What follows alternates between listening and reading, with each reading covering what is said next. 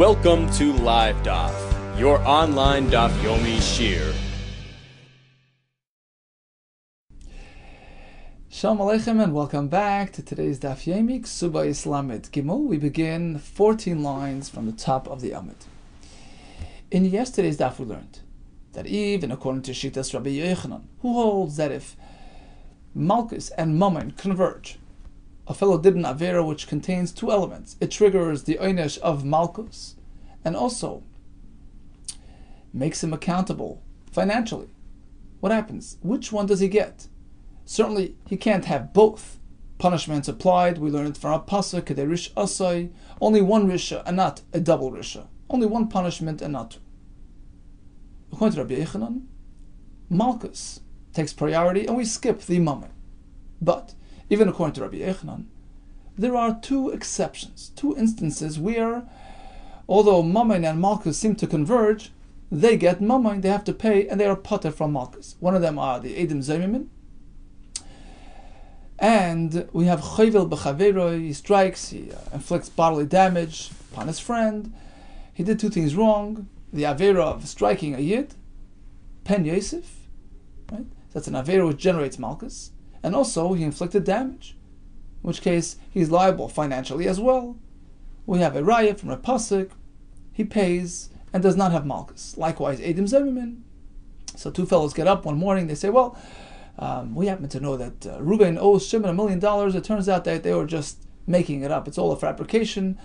Another pair of Edim come along and actually tell them, look, you claim that you observed this and this event, which generated in Reuben's liability? Absolutely not. You were with us on that very same day in a different location. You could not have possibly witnessed that story.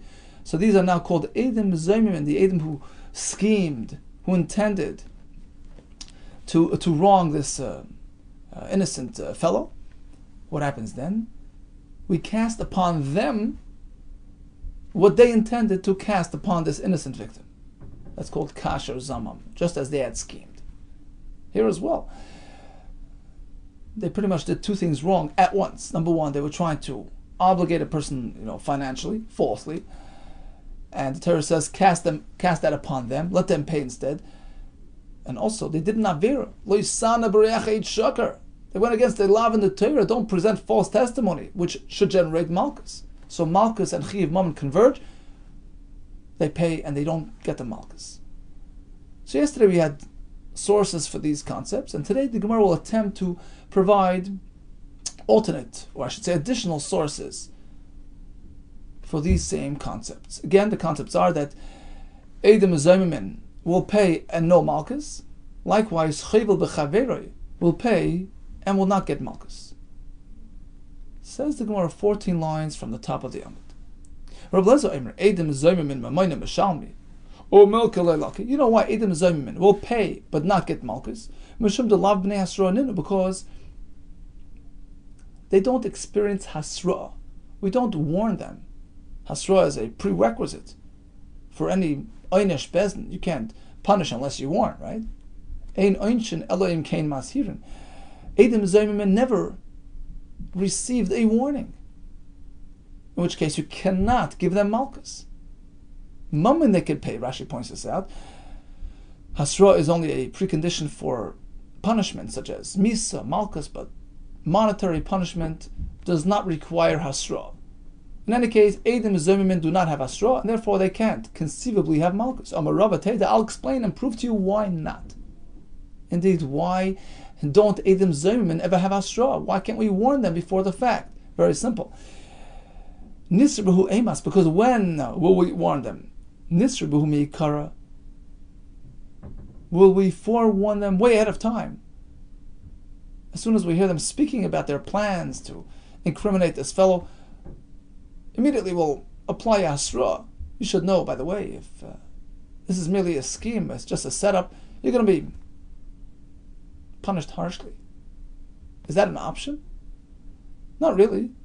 Because by the time they get up to say the Edus an hour later, they can claim they forgot the Hasra. Amri, they'll say Yishtalyan. We totally forgot. Okay, that doesn't work. Nisribahu b'shas masa. What about as they're getting up to offer testimony? We can say, look, be careful. If it's false, you're in trouble. You know what happens? Parashiv misadi. They'll just walk away. They'll give up. They'll be intimidated. Meaning, even if they're really genuine and legitimate, they might just shy away, turn their backs, and say, "Look, we don't need this whole issue. We don't want to get ourselves into trouble." So you're discouraging potentially kosher Eidim. That's not an option. What about after the fact? Once they complete their Eidus, we'll turn around and tell them, "Look, we warn you. We hereby warn you. If this is false testimony, you're in trouble." Maida avahava. Oh, past is past. They can't retract what they said. Rashi says, we know an aid, kivan shehigid, once he offered his testimony, shuv einoi choyziru magid, he can't retract, so what's the point of warning them after the fact? Maskefala Abaye asks Abaye, I have an idea. What about within Kedei Dibur, which is a shear that it takes to ask, Shalom Aleichem, Shalom Aleichem, Rebbe, whatever. 3-4 words, that's close enough to the story, close enough to the event, in which case they can still retract. That's the halacha throughout the entire Torah. If you're still close enough to what happened, we'll give you that chance to turn around and retract. The Ran in Nedarim explains the rationale behind Tech Kedei Dibur. He says it takes a couple of seconds for a person to really solidify, to really internalize what he said and what he did. So that's a good point for Hasra. After they finish their Eidus, within a couple of seconds we issue that warning. And now they still have the ability to turn around and retract. So you'll ask, what do you mean? It takes us more than that to warn. So it's already a minute later. It's already past, the shear of Toich Kedei Dibur of their Eidus, and Toisus asks this kash, and he answers, no, it's all one continuous event. As long as it was their Eidus, and then right away our Hasra, and then they turn around, they say, okay, we're retracting, it's all one continuous type of experience that has not yet concluded and terminated, in which case they have the ability to turn around and retract. That's a perfect time for Hasra. Maskefler of Achabreder of Ika, I have another idea. What about ahead of time? Give them that stern warning. If you shall be planning to scheme against this fellow, you're in trouble. And then, and when they actually issue their testimony, we'll just sort of hint and allude to the earlier warning. It doesn't come across too harshly, and it won't intimidate them if in fact they were speaking truthfully. That's a good compromise. Issue that serious warning ahead of time, before they're actually getting up to say their Eidus. And then as they're speaking, hint to them that they're under warning. In any case, it would seem that according to Abaye, we can somehow issue Hasra to Eidim Zemimin. Hadar Amar Abaye. Abaye came back and says, no. Lav Milsahi da Amri. It's incorrect. What I am claiming is incorrect. You cannot suggest that Hasra will be applicable by Eidim Zemimin. Lav Milsahi da Amri.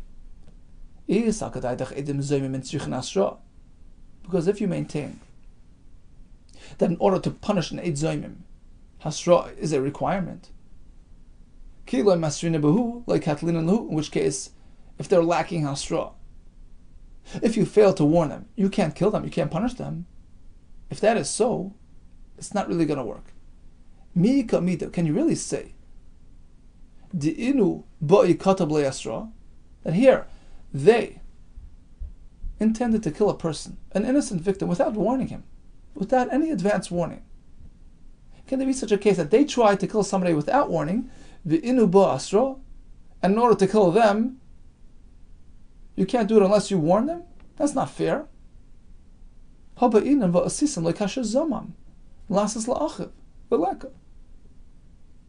you punish the Eid Zomim, you're casting upon him the very same exact thing he intended to cast upon that victim. So you can't say Hasra is a requirement with respect to punishing the Eid Zomim when he himself did not give the victim that chance. Apparently, Hasra is not applicable by Eid Zomim. Maskefler of Sama, brother of Yirmiyah, El Miata, according to your rationale, according to your way of thinking, that it has to be exactly tit for tat. Ben Grusha or Ben Chalutza. let's say the Edom Zaymimin were discovered to have been scheming against this Kohen, who they were claiming to be a son of a Grusha who married a Kohen, which makes him a Chalal or Ben Chalutza. The Gemara in Makkos tells us that these Edom Zaymimin will not become Ben Grusha, Ben Chalutza. The Gemara works it out. It just doesn't make sense to make them. Rather, we give them Malchus. So we apply a different system. It's not the conventional Kasher Zamam system. We give them Malchus,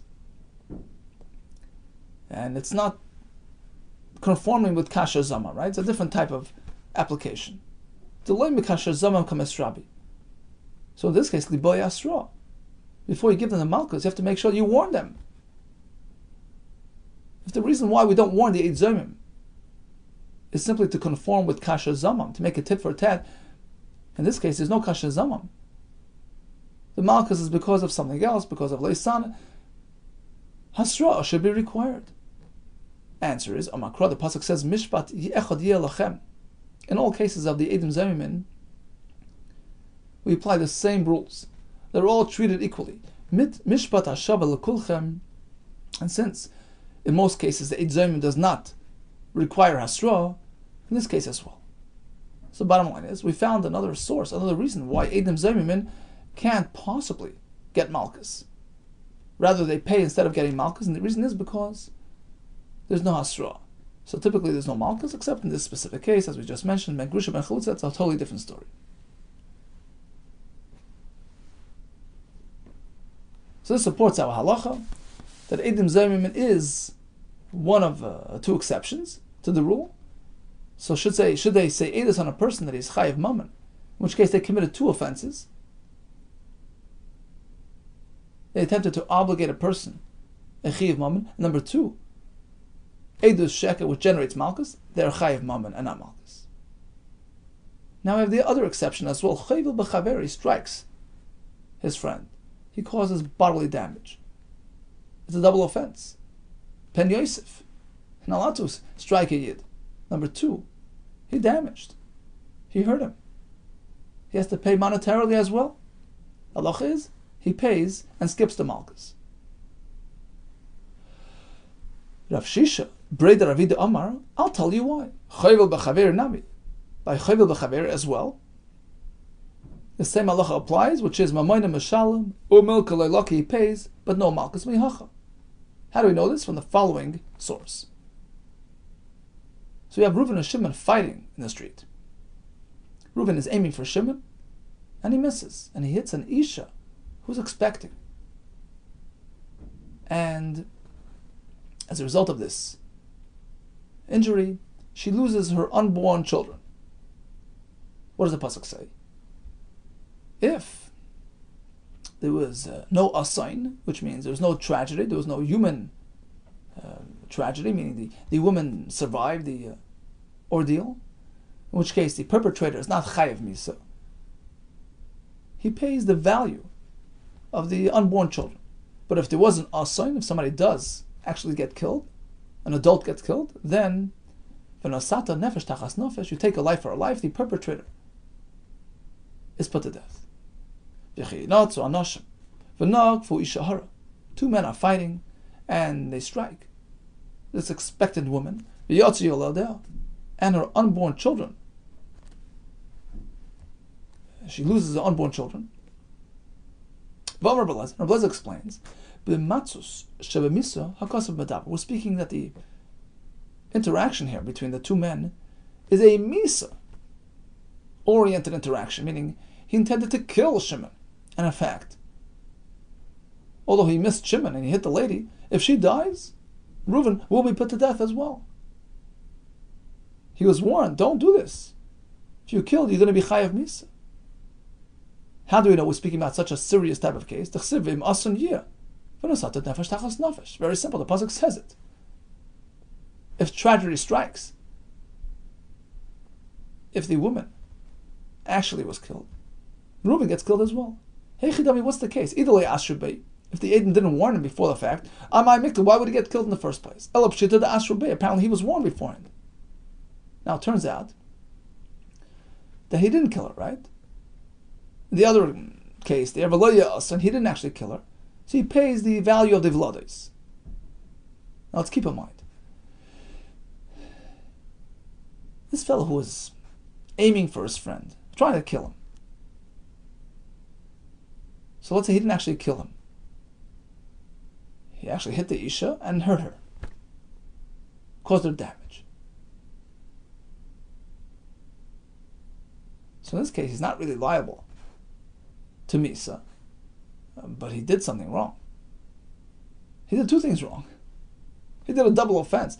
He hit a fellow Jew, Ben Yosef, Malchus, and he also brought about damage, which generates a chiyuv moment. Now, the fact that he got hasra, that he was warned against killing, that really includes a warning against striking. It's included. The lighter is included in the more severe, right? Umusral davar chamar, when one is warned against doing something severe, such as killing, have musral davar kal, automatically it's considered as though he is warned pertaining to something lighter than that. Well, if you're not meant to kill, you shouldn't be hitting either. V'amar Achman, the pasuk says, "V'lo yeh asayin anish anish." The pasuk clearly says if nobody dies. So this fellow was punished in which way? Financially, he has to pay up.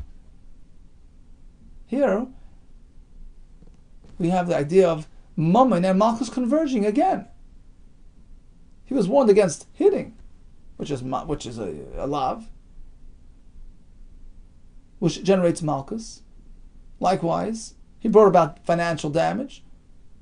And what does the pasuk say? Pay up. Apparently, Mammon kicks in, and we skip to Malchus. Maskefla Rav Ashi. Here's a kasha.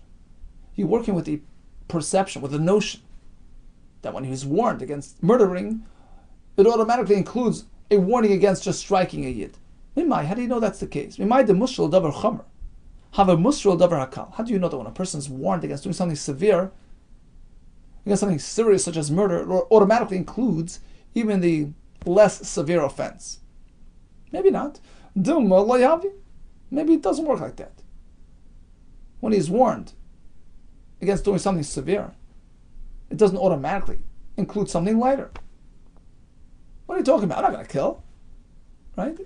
So he sort of disregards the warning. Intim tzalay marhavi, and even if you say that it does automatically include hasra against striking a yid, how do you know that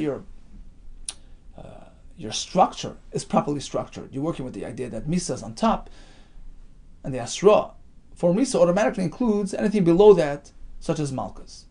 Dilma malchus chomer, maybe the other way around. But afachu, maybe malchus is higher than misa, more difficult to bear than misa. Look, misa, as scary as it is, it's just a one-time event. But malchus, and being tortured, is an ongoing experience. Perhaps that's more serious to a person. In which case, warning me against misa doesn't necessarily include malchus as well. Damar Rav, as Rav told us, il mole, if it were so that nagduha, that in the time of Nebuchadnezzar, the Goyim would have tortured, would have hit and struck Lechananya, Mishal, Azariah.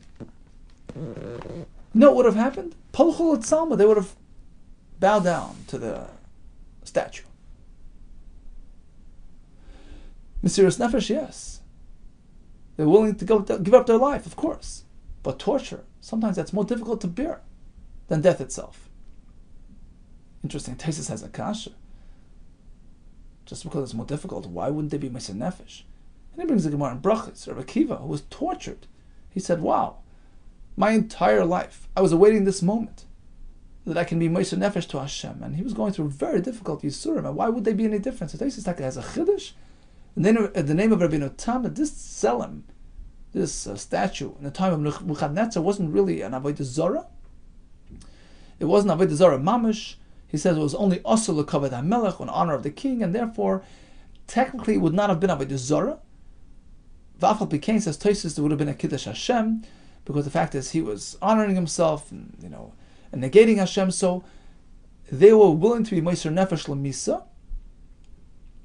But who says they would have withstood torture? It's an interesting chiddush in Tosfos that even though Mesiras Nefesh in this type of case is not mandated, but one has the option to offer himself Lamisa to generate Kiddush Hashem, even though it's not required. The Chiddush and Taisus. In any case, that's the kasha. You're working with the assumption that Hasra for a Davar Chomer automatically includes a Davar Kal. Who says? And even if it does include, who says Misa stands above Malkus? Maybe it's the other way around. In which case, your whole raya falls apart. Your raya was based on the fact that this fellow who was striking the Isha was warned against doing so. Who says he was warned? In which case, there's no Chiv Malkus. In which case, of course, he has to pay. So you haven't really proved your point that in a case where a person committed a double offense which creates Chiv Malkus and Mammon, he pays and skips the Malkus. You have no raya. Amalei Rav Sama, Breder Rav Asi, Rav Ashi. Some say it was Rav Sama, Breder Rav Ashi, Rav Ashi. In any case, the question was presented to Rav Ashi, who was the one who just, challenged this whole arrangement. Basically, Rav Ashi was saying, look, you see, V'chananya, Mishal, V'azarya, it would have been too difficult to bear, so Malchus perhaps stands higher than Misa. What's the comparison? V'lo shanilach. Is it not different to you, Bein HaKah she'esh la kitzva, between the 39 lashes that Bezdin applies, which is a set number, it's a defined experience. Perhaps that's more bearable than an unknown and an open-ended torturing of the goyim. La'akah she'ein lo kitzva, to striking and torturing which has no end, that has no defined set parameter. So perhaps in the case of Nebuchadnezzar, it would have been too difficult to bear. But it's not to say that a person in Bezdin, when he knows it's a preset number, he can bear that, and perhaps that is certainly believed to be less severe than death. Here comes another kasha. Maskevler of Yaakov Bernard Pekoid. He's going to ask a kasha on the entire attempt to bring a raya from the man striking the Isha and bringing about a premature birth. He says, look, this works according to the Rabbanon, the Amri Nefesh Mamish, who interpret the pasuk Nefesh Tachas Nefesh literally. You take his life for attempting to take hers, or for actually taking hers. Right? So you attempt to take Reuven's life. Instead, he hit the Isha, and there was an asain. A tragedy occurred. He actually struck and killed her. But Nasata Nefesh Tachas Nefesh, you take his life, a life for a life. In which case, it's clear that we're speaking that he was warned. Otherwise, there would be no taking of his life. In which case, if he was warned from Misa, he's warned from Malchus. Warned from Malchus, that means in the case where he didn't actually kill her, and only damaged her Vlad, Malchus and Mammon converge, and we see that he pays and doesn't get Malchus. That was your whole arrangement. That works if you hold Nefesh Mamish. Ela Rebbe Damar Mammon, that Rebbe learns that when you intend to strike Reuven and you strike the lady, you're pater from Misa. So he learns Nefesh Tachas Nefesh means even if the Isha gets killed, he's liable financially. Right? He pays her value, whatever, but there's no Chiv Misa. In which case, who says we're even talking that he was warned? Who says he even got Hasra? In which case, who says he's even Chayiv Malchus? And who says you have a raya to your concept? Michael Amemar. How can you prove your case if this is so? Meaning, if the Parsha is speaking about a fellow who's liable to Misa, which indicates that there was Hasra, you've proven your point. Hasra for Misa includes Hasra for Malchus, in which case you've proven your point. But if the entire discussion there is not revolving around giving this person Misa, we're talking strictly about being Machayiv him Mammon. So who says there was even Hasra? In which case, there is no Malchus, in which case, your case is closed. Ella Amar of Yaakov Menar Pekoid Mishmei Derava. I'll give you another right to this concept that Chayvel Bechaveroi, although he committed a double offense, which generates Malchus and Mammon, he pays and skips the Malchus. Mihacha from this pasuk. This fellow struck his friend, who was taken for the dead. We thought that's it. And suddenly, he recovers. He miraculously recovers. Im Yakum V'Salach B'chutz. This fellow is walking around outside Al Mishante without any support. By his own right, he's walking around, totally recovered. V'nika Hamaka, the fellow who struck him, is now free, is now cleared. That's the pasuk. What's the pasuk trying to tell us? V'chisal al datach. Can you even think? Shezeh malach b'shuk. You see Shimon walking around healthily in the street. V'zeh nerek, he'll kill Reuven. Why does the pasuk have to tell you that Reuven has been cleared now? Elam Malamed Torah is teaching us. You have to plan for it. Shechev shen oisei. As soon as Reuven strikes Shimon, who now appears to be dying as a result of that experience, you take Reuven and you lock him up.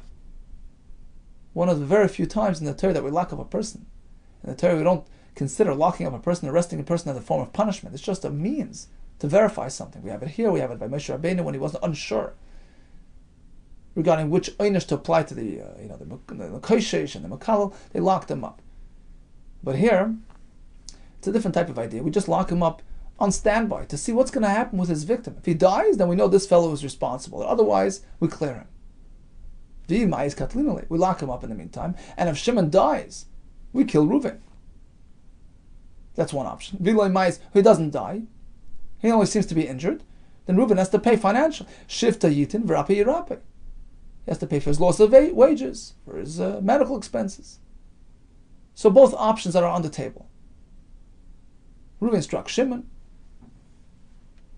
Looked pretty serious.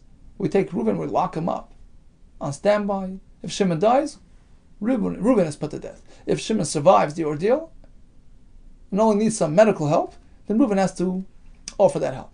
Hey Chidami, what's the case? If Reuven was not warned before the fact, why would he get killed? Apparently he was warned.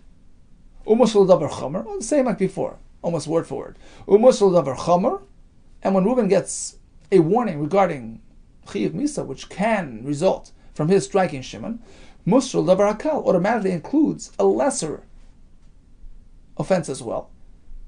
He's deemed warned against striking Shimon, period, which can generate Malchus. She's warned against both ideas. In which case, if Shimon doesn't end up dying, Reuven gets Malchus. Malchus for striking a Yid. What else happens? V'amar Achman, and the pasuk says, no. Shifta yitin v'rapi yirape. You think he gets Malchus? No. Shifta yitin v'rapi yirape. He pays, and there's no Malchus. That's a raya. That Chovel b'chaveiro pays and skips Malchus. So from here until about 7-8 lines down, it's pretty much a repetition of the previous Gemara. The same kashas, the same terutzim. Maskav Rav Ashi, you're working with the assumption that Hasrol Davar Chomer includes the Davar Kal, who says, Memai de Musrol Davar Chomer, Have Musrol Davar Kal, who's to say that the Hasra for Misa includes Hasra for Malchus, Dil Malay Have, maybe it doesn't work like that. Even if you say that it does work like that, Memai de Misa Chamor, who's to say Misa is more severe, more serious, Dil Malchus Chomer, perhaps Malchus stands higher. The Omar Rav, as Rav tells us, Ilmole Nagdua Lachanani Mishal Azaria, if it were so that they were tortured, Polchol et Samo, they would have succumbed. Amalei Rav Sama, Breder Rav Ashi Rav Ashi. V'Amalei Sam say Rav Sama, Breder Rav Ashi Rav Ashi. How could you compare the two things? That's an open-ended torture, of course.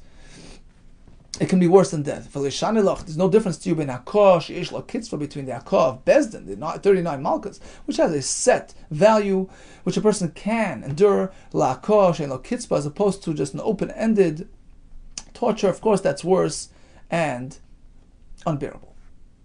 Okay, so he asked on this raya, you can't prove your point. Maskav Rav Mori, he has another kasha. Right, so Rav Ashi asked one kasha. How do you know he's considered warned for Malchus? How do you know Malchus is even applicable? And then he said, maybe even if a Hasra for Misa includes the Davar Kal, who says Malchus is Kal, maybe Malchus is Chomer. Is it Chomer, is not Chomer? A whole to do. Here comes another kasha on the entire, possible source here. Maskav Rav Mari. Let's go back to the raya. Reuven struck Shimon, and we lock him up, pending the the verdict, pending developments. We take a look and we follow Shimon. We observe Shimon's condition. If it turns out that he survives, then Reuven just has to pay for his bills. Otherwise, then we apply Misa to Reuven. That's what we thought. Maskav Rav Mari. Who's to say that the entire episode is speaking that he did it purposely? V'nika Miktola, in which case, the pasuk says, if Shimon is seen walking around outside perfectly healthy, Reuven is now cleared. Cleared from what? From being put to death. That's what you're assuming. It was speaking about a mazid, and this potential misa, and it has to be cleared from that, which really triggered the entire raya. Because if it's b'mezid, there's asra, so there's asra for misa, which means asra for malchus. So malchus and mammon come together. You had your raya. Maybe the entire episode took place b'shaygig. It was just inadvertent. He never intended on killing Shimon. And there was no hasra. Nobody warned him. Total accident. And when the pasuk speaks about observing, the victim walking around, and that clears the perpetrator. V'nika migolas. It just means he's cleared from going to golas, into exile, which happens when a person kills another fellow b'shaygig. So we're not speaking about mazid. We're not speaking about asra. We're not speaking about malchus, and therefore your whole raya has now been negated. Kasha, indeed, this is a kasha. So bottom line is, we do know for a fact that although perhaps when mammon and malchus converge, malchus is applied and not mammon, but when it comes to edim zomimin and chayvel b'chaveroi, it's the other way around. They pay and they don't get malchus. We brought a raya for edim zomimin, because if you can't warn the victim, so the edim zomimin themselves don't need hasra either, in which case there's no hasra, there's no malchus. Of course there is mammon. So that was the raya that edim zomimin never would get malchus in this type of situation. Okay, so that proved our point. The edim zomimin will pay and will not get malchus. And chayil b'chavera as well. We tried at least to bring a raya. One raya from the Isha, which we challenged. The other raya from the fellow who was seen walking outside after the fact, which clears the perpetrator. We tried to bring a raya from these two cases, which didn't really pan out. Continues the Gemara. Rish Lakish Amar. Now the Gemara will present a new twist on the entire sugya. Let's go back 2 days. On Daf Lamed Aleph Amud Beis, towards the bottom, we had a kasha. You see in our Mishnah, on the Chavtes, we learn about the Elu Naroi Sheish Lam Knas, a person interacts physically with, even an Erva. He's penalized financially. What about the Mishnah in Makis, which says that in this type of case, we do Makis. We apply Malchus. And we know a person can't have both.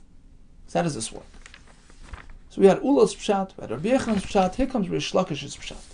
Rish Lakish Amar, you're right, 100% right. When the Mishnah says he has to pay, it means in addition to Malchus, because you can receive 2 punishments.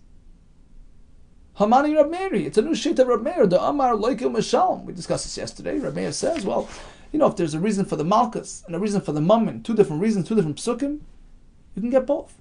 And that's what happens here as well. Rab Meir, if it's Rab Meir speaking, then Afilu Bitoy Nami. What does the next Mishnah say? That if he interacts in this manner with his own daughter, in which case it generates a misas bezdin on this fellow, not kares like the first Mishnah. Talking about misas bezdin, Mishnah says he gets misa and no payments. Well, according to Reb Meir, he can be punished twice, right? Just like he gets malchus and pays, why can't he have misa and pay? Afilu b'toy nami, the same halachah should apply to his daughter. V'chi tamer, perhaps will say that even Reb Meir holds loikil mishalim islay. When it comes to malchus and mammon, both together happen. But mesa and mishalim lesly. When misa and mammon converge, you don't apply both things. You apply misa and no mammon. If that's so, v'loi, really? Then what about the other Mishnah? About Tani, we have a brisa, which says gona v'tavach b'Shabbos. This fellow stole an animal and did shchita on this animal, but it was Shabbos. In which case, he did a malacha, which generates a chiv misa upon him. So typically, a ganav who steals an animal and does shchita, he has to pay 4 if it's an ox, 5 if it's a sheep. What about if it happens on Shabbos? Or ganav v'tavach lavedis gilchav mishachta favedizara, which is also a chiv misa. Or ganav sher haniskel, he stole an animal who gored, from which you can't have anah. V'tavcha did shchita. In all these above mentioned cases, mishalem tashlumei arba v'chamish, he has to pay up 4 or 5 times the value of the animal. Divrei Meir. V'chachamim paitim. Chachamim say no, he's pat. So it's pretty clear that even according to Reb Meir, Since he did it on Shabbos, or he did it for Avodah Zarah, in which case he gets Misa, the Misa exempts him from Mammon. Hoytmar Allah, we have a Pshat in that Bryce. There's a special reason. Omar Rabbi Yaakov. So again, the kasha is that we see according to Rav Meir,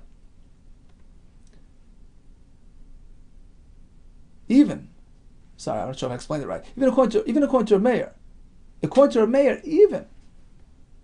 even if there is Misa which converges with Mammon, he has to pay.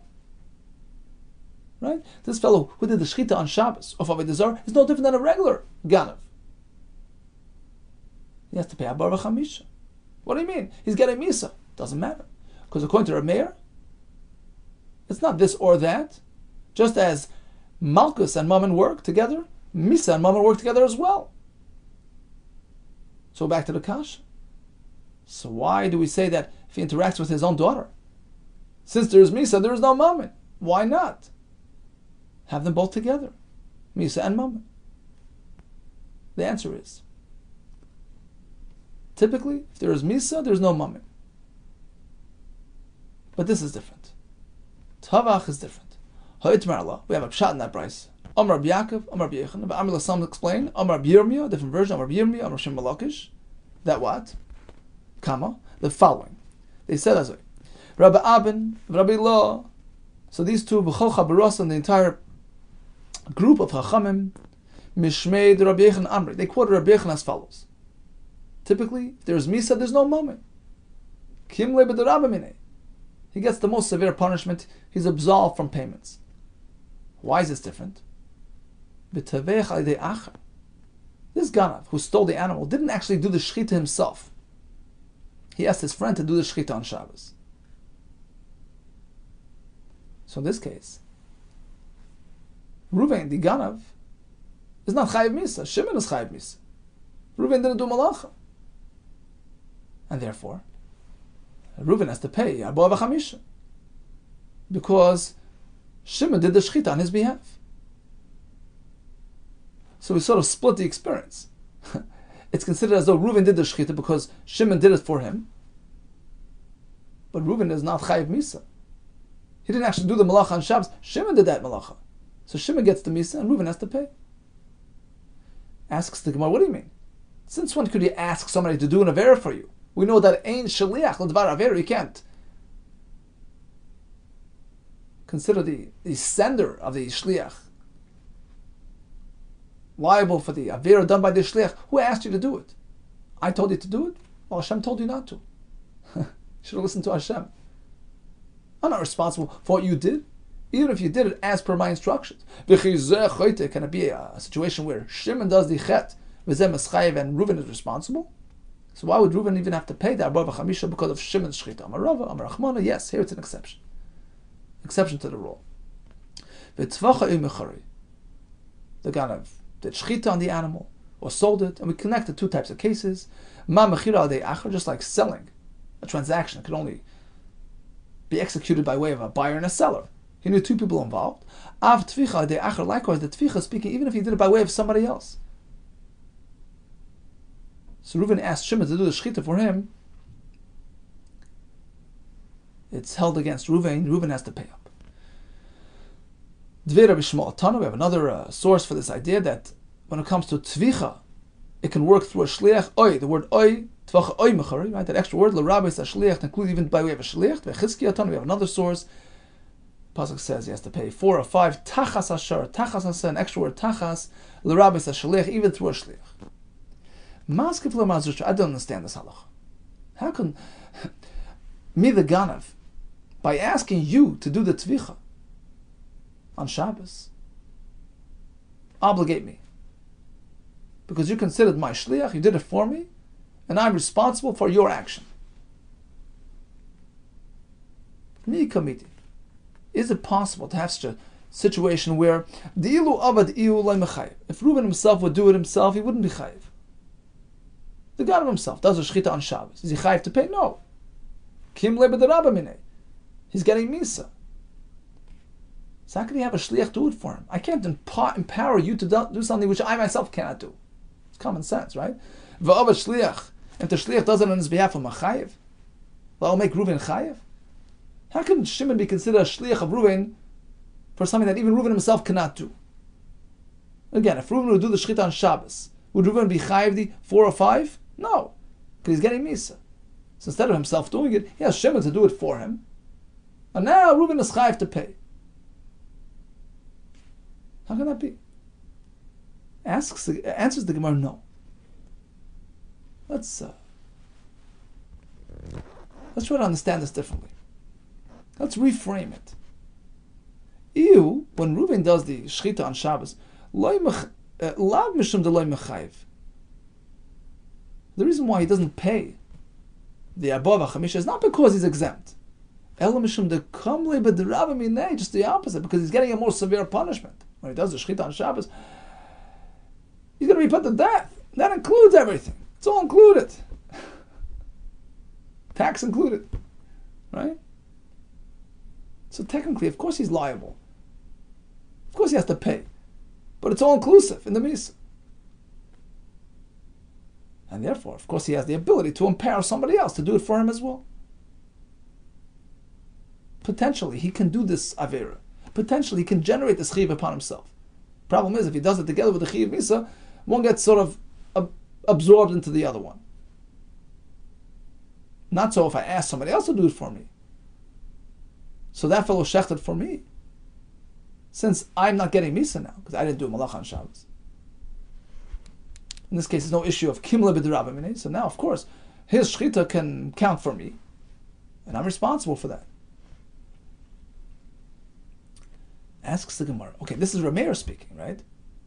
So again, typically, according to Rameir, Malkus and Tashlumin work together, but not Misa and Tashlumin, except for this Tavech fellow, because he used a Shliach. So there's no Misa in this case. Iba Tavech Adei Achar, for speaking that he did the Shechita by way of a Shliach, so now the Mishaleach, the God of himself, has no issue of Chiv Misa. My time I do Rabbanan the Patri. So why did the Rabbanan say it's Pater? Man Chachamim, you know who the Chachamim are? It's a unique Shita, it's Reb Shimon here. The Amar, Shchita she'ena ru'uya lo shma shchita. He holds that since Shchita is meant to enable the basar la'achila, it's meant to make the basar edible, a Shchita she'ena ru'uya, a Shchita which does not accomplish that heter on the basar, is not considered a Shchita, in which case, this fellow who, in this case where he did it on Shabbos, or he did it for Avodah Zarah, etc., where there's no heter to eat the basar, the Shchita is not counted as a Shchita, it's not considered Tavach, and there's no Chiv of Abar v'chamish. That explains the other two cases. So he did the Shchita of Avodah Zarah, that becomes Asr Bahana, and likewise the Shar Niskal Asr Bahana. So it's not called Shchita Ru'ya. So it doesn't count as Shchita. Ella Shchita Shabbos, Shchita Ru'ya hi. But what about shechting on Shabbos? Although it's a malacha, it's an Isser, but the basar is permissible, right? But the meat is enabled la'achila. This is not a shechel b'Shabbos. Yom Kippur, one does shchita on Shabbos Yom Kippur, even though it's very serious. Aval p'shem eschayv benafshay. We apply misa to this fellow, but still you can eat the flesh. Shchita sekshera. The answer is savala. Rabbi Yehuda Kessler, we're following Rabbi Yehuda Kessler, who holds that when you do a malach on Shabbos, it's asur b'achila, in which case it's called shchita she'eina ru'ya, in which case it's pata, to be continued Be'ez Hashem tomorrow. So bottom line, Edom Zayim certainly will not get their malchus in a case where they attempted to incriminate this fellow financially. And the Gemara explained one of the reasons is because they can't have Asra. And we explained why not. Chayil b'chaveri as well, he'll pay and will not get malchus. We attempted to bring a raya from the story with the Isha, that didn't work out. We attempted to bring a raya from the story of the fellow who was Yakum v'salach v'chutz, with the other fellow being locked up. In the meantime, it turned out that the raya did not really pan out. And then we concluded with Rish Lakish's approach to the sugya, that according to Reb Meir, malchus and tashlumin can in fact work together. So by the Na'arei she'esh lam knas, even though we're speaking about a chi of malchus and Mammon are compatible, but as the Gemara points out, Misa and Mammon are not compatible. Rather, we apply the concept of Kamli b'derabim minei. He gets the most severe punishment. We have one exception, which is the Teveach because we're speaking that he did the tvicha de acher, in which case the gadol himself does not get misa, and therefore he's chayv to pay because of the action of his shliach. What about the chachamim? Chachamim here are shitas Rabbi Shimon, since he did the shchita on Shabbos, he did the shchita for the Avodah Zarah, or it was a shar and iskal to begin with. In all these cases, it's asur b'hano. The basar does not become mutar b'achila, in which case it's not considered a proper shchita and doesn't generate the halacha of teveach and tashlumen arboa v'chamisha. All the best to you and hatzlacha rabbah.